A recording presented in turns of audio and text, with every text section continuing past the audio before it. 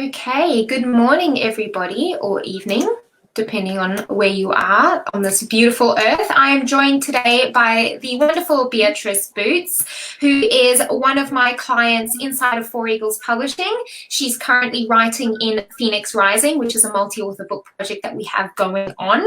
Welcome, Beatrice. Thank you for joining me today. Thank you so much, Taryn, for having me. My pleasure. Now, Beatrice has had quite the adventurous life. She has lived in 5 countries and 10 towns and has now temporarily, mind you, settled in Perth in Western Australia, here in Australia. She wants to live between the Netherlands and Australia. She is a creative who does cultures, cooking, photography, and writing, and has 2 businesses because one is not enough. Beatrice has never felt she fitted into the system, but has instead always walked her own path following her heart. Traveling and working from the heart has brought her a happy marriage of 20 years and abundance on all levels. She has a Paris-based travel business in which she brings women to Paris to fall back in love with themselves. She's also an intuitive business coach. During her group coaching, Beatrice shows high achievers how to use both spiritual and practical tools to manifest their dream lives and businesses whilst earning a good income by using their core talents. Welcome, Beatrice. Thank you so much. Now tell me more about this travel business, which obviously is put on hold at the moment, I'm guessing, because of COVID. But why Paris? Why Paris? Okay, I basically received my name before I was born. I come from a lineage of very adventurous women, and my grandmother already traveled as well on her own. My mother went to Paris as an au pair in the 60s, and I was, she had a girl she took care of, she looked after. Her name was Beatrice in French. Mm-hmm. And my mom decided before I was born that if she had a daughter, she would give me this name. And there I was, and I received the name, and I lived in Paris myself afterwards because I just loved the city of Paris. It was embedded in my DNA, I think. Wonderful. I just read a wonderful book called The Paris Library. And it was just such a wonderfully written book. Yeah, check it out if you haven't read it. But I just adored it. It was such a wonderful trip through Paris without actually traveling. Now, tell me about your intuitive business coaching. I know that you work with high achievers. Can you tell me more about that? I just love working with women that are both sensitive, but also, really ambitious. And often they come from the corporate world, so a completely different background than my own journey. Sure. But it's kind of really beautiful to help them to live more from the heart instead of living the whole time from the head. They are intuitive, but they have lost their connection with their heart, it seems, and they need to bring the head into the heart. And when they do this, they start to live their dream lives and can build their dream businesses rather than fitting into the system where, they're unhappy, basically. They have a lot of money maybe, but they're unhappy in lacking meaning and joy and pleasure, being themselves. Yeah. And who wants to live a life lacking joy and meaning, right? That's right. It's a nightmare for people like us, I think, but a lot of people do, unfortunately. Yeah, that's right. It's because it's what we're told is acceptable, right? Or safe, rather. Now, are there any particular tools that you use inside of your business? Yes, a big tool I use are tarot cards. I have been using tarot cards for over 20 years, first for myself, later for friends. Then some people became clients. I just did it for fun, basically, for years. And at some stage, when I had my travel business, I actually chose to start to become a business coach when I moved to Australia a couple of years ago, and I felt Paris was so far away and I wanted to have a bigger impact. So I decided to become a business coach, an intuitive business coach, before the COVID-19 hit. I got my residency spot on time a week before the borders closed, and I had already established myself as an intuitive business coach. Now, I really want to bring in those spiritual tools because I feel that's where we can bridge the feminine and the masculine into learning what's in our unconscious, because 95% is in our unconscious mind. By using tarot cards, you bring that subconscious, I should say, I always have the word wrong, subconscious to the conscious, and then from conscious you can take aligned actions rather than just doing things from the head. Yes, yeah, and that balance is so important. That balance is so important, isn't it? So yeah, that's a really important tool I use. And then I work a lot with the chakras. So opening up the channels in your system so that you can basically co-create with the universe while you're grounded really well, because that was my own journey. I was like a lot of intuitive, spiritual people. We are very open in the upper chakras, but we're not grounded well. So that's why I love working with the chakras. It was my own journey to ground and to incarnate better here on earth, and to really, from that groundedness, create, manifest what your deepest desires are, because they have to manifest in the physical world. That's why we're here. Yes, yes, exactly. So wonderfully put. Beautiful. Now, can you share with our listeners like a sneak peek about what your chapter inside Phoenix Rising is about? Okay. My chapter is very, very close to my heart. I'm sure all the chapters are close to everybody's heart, by the way. But in my story, I'm actually not going to only talk about myself, but I'm going to talk about a dear friend that is not part of this physical world anymore. Beautiful. My journey with her. And why did you say yes to becoming a best-selling author inside of Phoenix Rising? I just knew I had to say yes, because a few days before you reached out to me, I received some information from a friend, from a friend who had this friend that I'm going to talk about in the book, and it was passed through a colleague of mine who is also an energy worker, and I received a message, and I basically got the title of this chapter given to me before you asked me to be part of this book. Wow. And it was really remarkable, because I have a really strong communication with my father, who also has passed, and he was also very, very intuitive, and I had a telepathic relationship since I was a child with him, and it's really evolved, and it's really strong now. So my colleague, who knows me well and who knows that my father comes through those sessions quite a bit, thought it was my dad. So she asked me, she said to me, I think you're going to work on a project, and your project name is going to be The Gift. Does that mean anything to you? And I said, no, it doesn't really. So I was confused, because she thought it was my dad coming through, and it didn't really feel right. And then after the session, I started to think, and I already thought about my friend Angelique in Paris. And then you reached out to me. So when you reached out to me, all the pieces of the puzzle came together, and I realized this is what it was about. So I just had no choice, really. I had to say yes to the project, and next to that, what a beautiful example of trusting your intuition and taking the leap even when you aren't sure that it makes sense, or that all the pieces haven't quite come together yet. That's right. Yes, that is really, I just needed to listen to the call. And sometimes that's quite difficult, because I felt a lot of resistance coming up.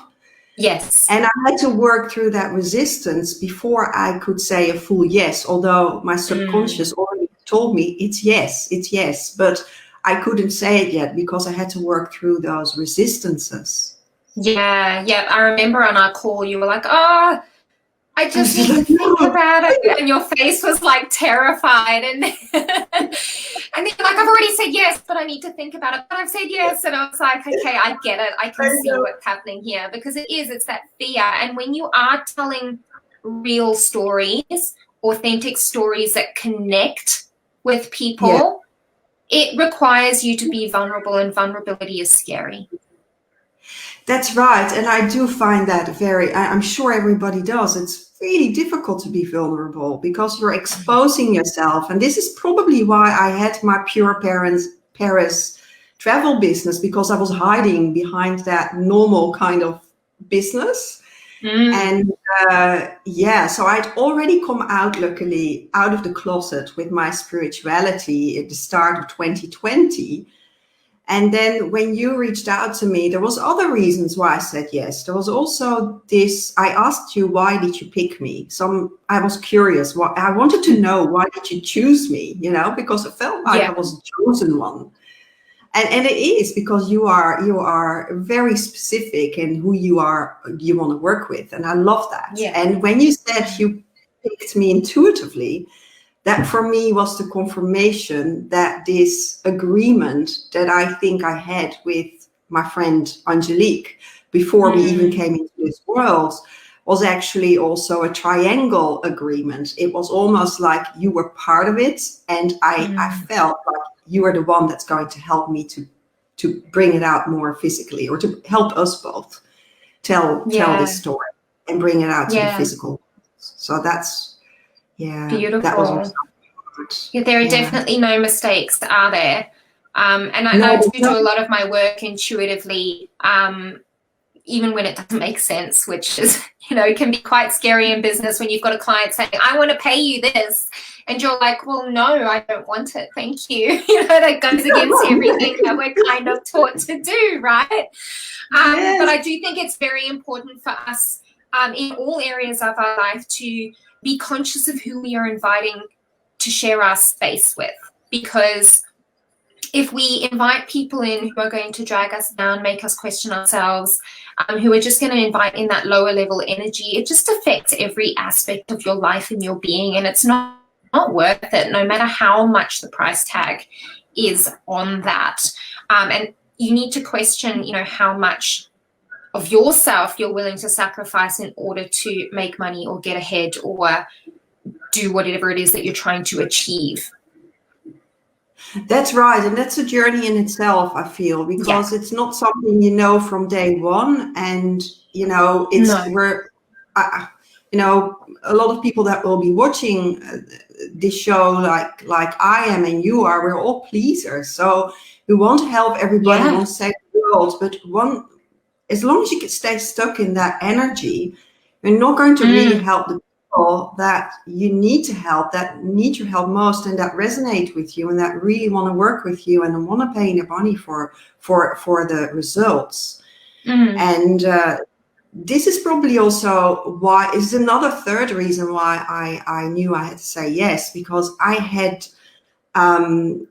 a real strong calling for storytelling, because I've done storytelling since I was 8 years old. I wrote since I was 8 years old. I have a travel writing background, and but I have a creative background, and then inventing yourself in business is quite challenging, as it's quite a difficult journey. And I think storytelling is such a good way to reach your ideal clients. But I didn't really know how to do that. And I've been working on this before. But when you reached out, this was another component that confirmed that the timing was right. I was ready to tell my stories. I was ready to embed the storytelling within my marketing. So that's something I'm learning. I'm going through that journey and process. So that's another reason why I really wanted to work with you.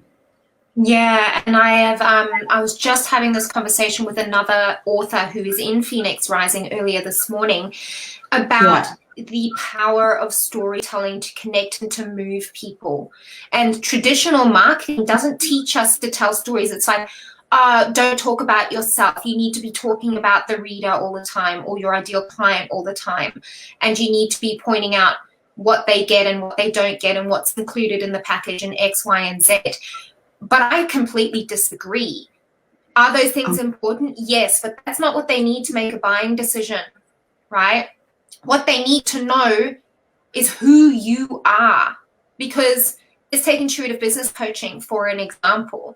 There are thousands of intuitive business coaches across the earth, right? But what makes you unique is you, your experiences, your soul, your vibrancy, your energy, all of those things, right? So instead of going out onto social media or whatever marketing platform and just going, I have this package, this is what it does, da, da, da, da, da. No, what people are really looking for is connection with you as a human being. That's what drives them to give you their money and to trust you. Yeah. I think I'm going through that mind shift kind of still, because indeed we're told that you have to talk about talk in the second, how do you say it, in the second form, saying you and everything. It's very difficult to break that pattern if you have been taught that. But I think that storytelling is the path, the way for people, at least to reach the right people, because it will help you to shift that from the people that, let go of the people that don't resonate with your story. It's just a more organic way, because they just won't necessarily like your story, and that's fine. Then they're just not and they're not your people. Exactly. What you're wanting to be doing with your storytelling from a marketing perspective is that by the time they come to book a call with you, they only have a few questions, because you want them to feel like they already know you. So instead of flicking up this barrier on social media or your website to, look at this thing that I've got over here, but don't look at me, kind of a thing. If you're already going, this is who I am, this is what I can offer, these are my experiences, these are my kids, or, I like to do gardening on the weekend, whatever it is, by the time they come to book that call, they're already 3/4 away across the line, because they feel like they know you. You're no longer a stranger. That's right. And that's basically what happened with me when I came into the call with you. I kind of already had said yes before I was on the call with you. Yeah. And I didn't even see that story from you. But I think that also energetically, when you put that story out, and when you dare to put that story out, that personal story, I probably tuned into your story without even hearing your story. So that's basically also part of it. It's all energetic, because it's all the blueprint. If you don't put out the right if you don't show the blueprint that you really are, your soul blueprint, then how can people know that you're the right person to work with? Because you're, like you say, you're hiding behind this shield, this protection. Yes. So absolutely. I agree with you. Yeah. Now, what do you hope to achieve business-wise or even personal-wise from having a chapter inside a multi-author book project like Phoenix Rising? Okay, so there's a few things that I really hope that will happen, and some of them are already happening, actually. One of them is that I know this project will open up my channel more. And specifically, I have realized that my friend Angelique wants to work with me without me. I didn't realize that.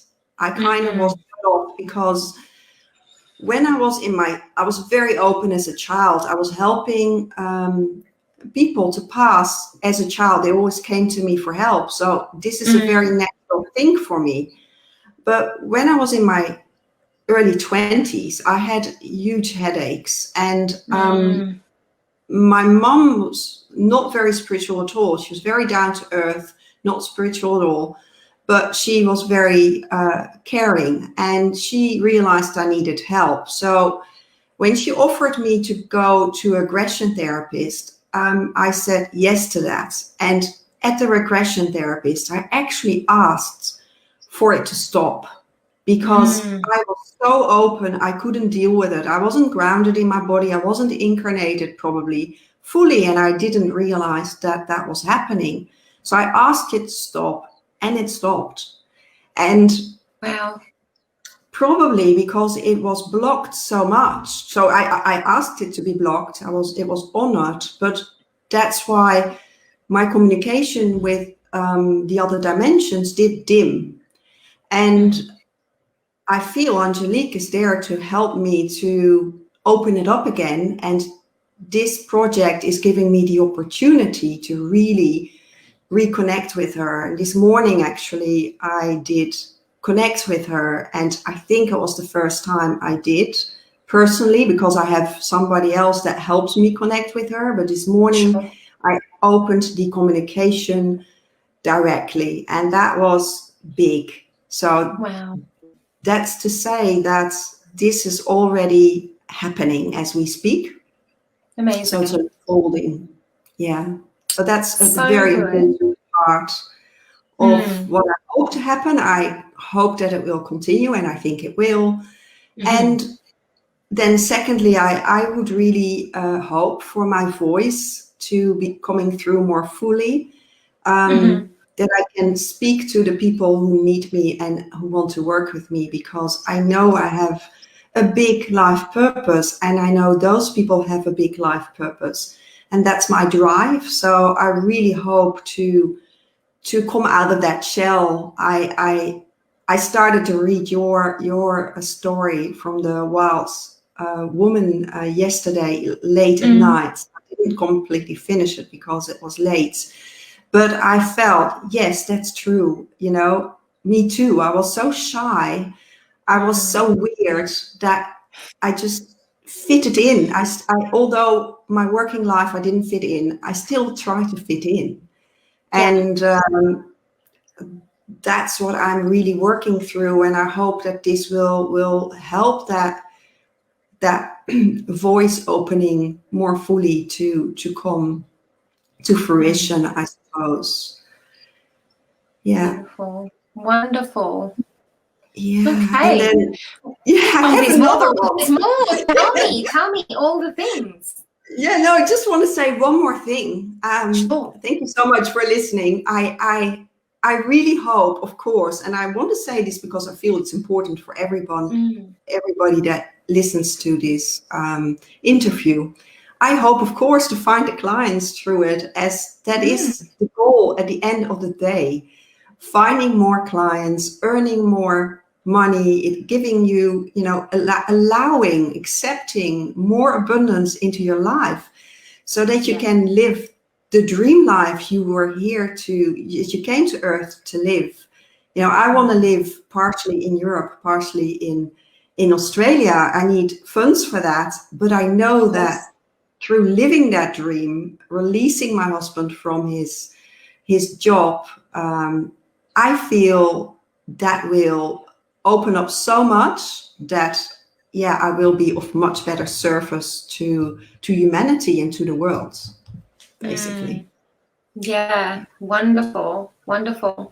Thank you so much for joining me in conversation today, Beatrice. It's been an absolute pleasure, and I cannot wait to read your chapter inside of Phoenix Rising, which is launching in early September. And if any of you listening would like to write a chapter in our upcoming multi-author book project, the next one, or maybe you're writing a solo book, please send me a message and reach out, and we will see if we are a good fit to work together. Thank you so much, Beatrice. Have a wonderful day. Thank you, Taryn. Thank you. Have a good day too. Bye.